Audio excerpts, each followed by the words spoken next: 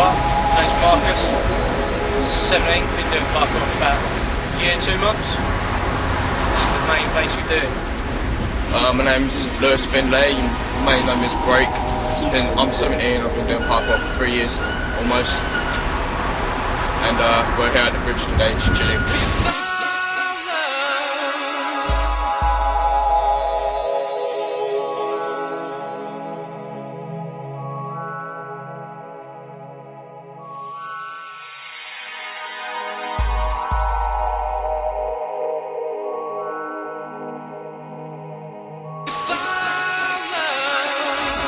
Every day people use this bridge to come from the train station to Dartford and vice versa. They use this bridge all the time, but we found this bridge very, helpful for us. Parkour, it's given us a lot of opportunities to train. It's got ledges, it's got cats, it's got precisions, everything could work.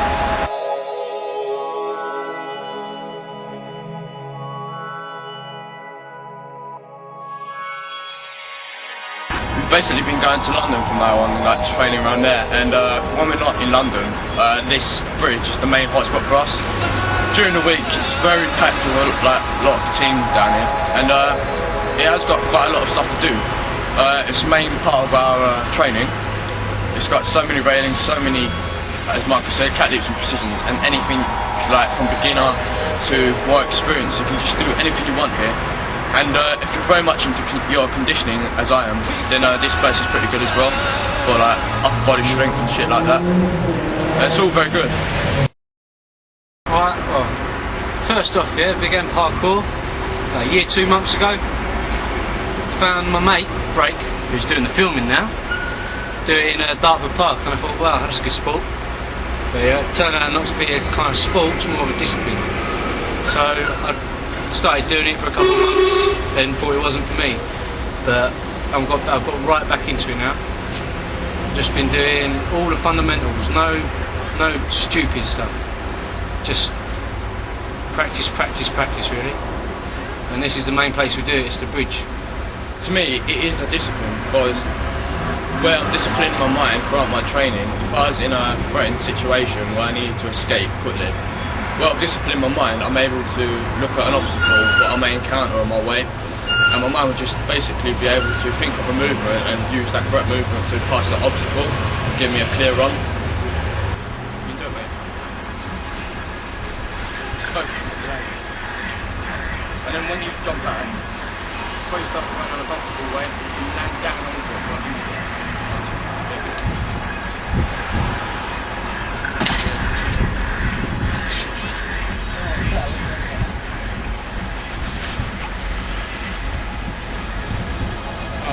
Ready? Yeah, go on. Yeah!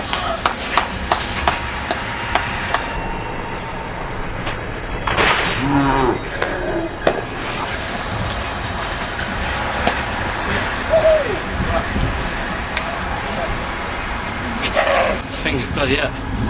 Nothing wrong with them, just a few scratches, but I suppose that's the way parkour is, got to get used to it. It's easier with rough hands anyway. Yeah, your skin toughens up as soon as you start doing it, as soon as you start going onto hard ledges. Exactly, and you know when it's cold, like a skin yo, like the less cold it is, yeah. And if it's something like proper rough, then your hands are just going to be adapted to it. Yep.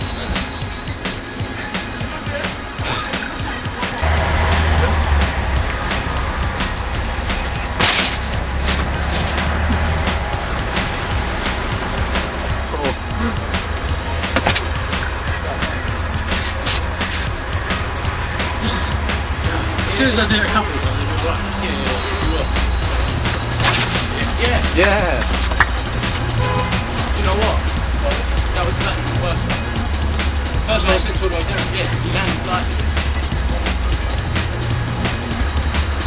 Right, I'm going to see if I can do that full movement first.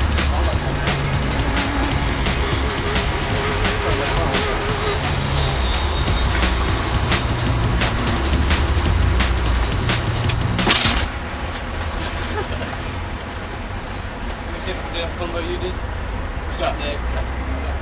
Yeah.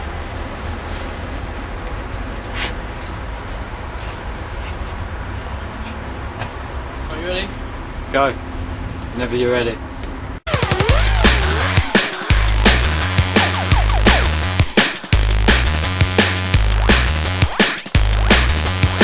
Nice. I don't know. Huh?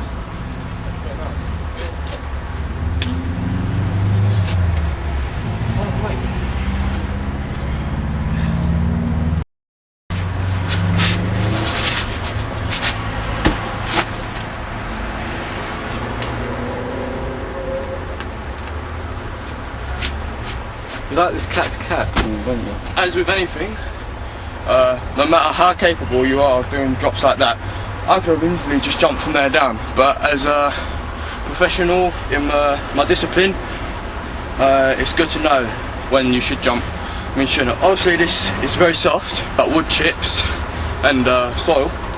But if you're really into looking after your joints and stuff, you should take your time about getting down and don't fuck up your knees too easy.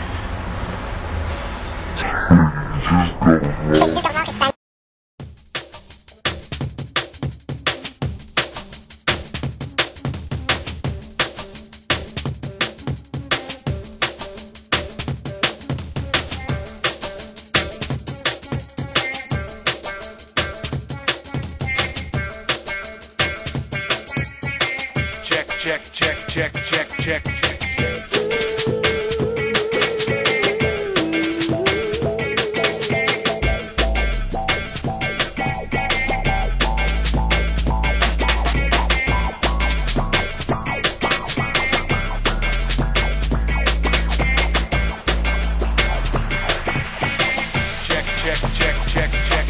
Check it out.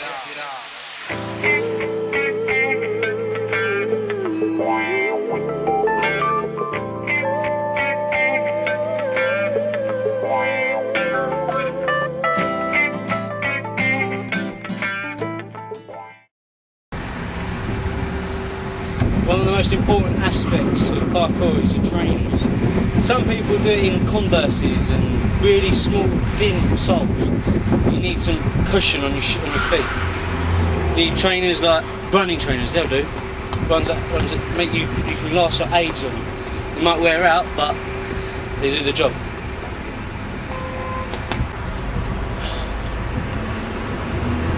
My trainers are pretty cheap. They're a cheap pair of Nikes, and they do the trick. I mean, you don't want to go spend a couple of hundred on your trainers just for looks, because I tend to find that the cheaper they are, the better. They last a lot longer. I mean, I've had these for about 5 months now.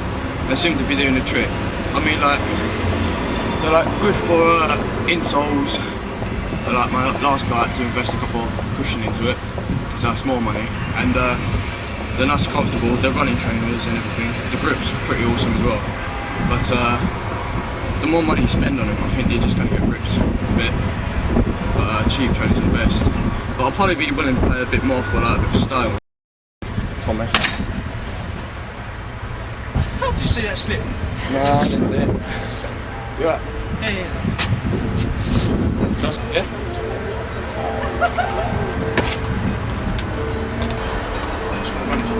Yeah.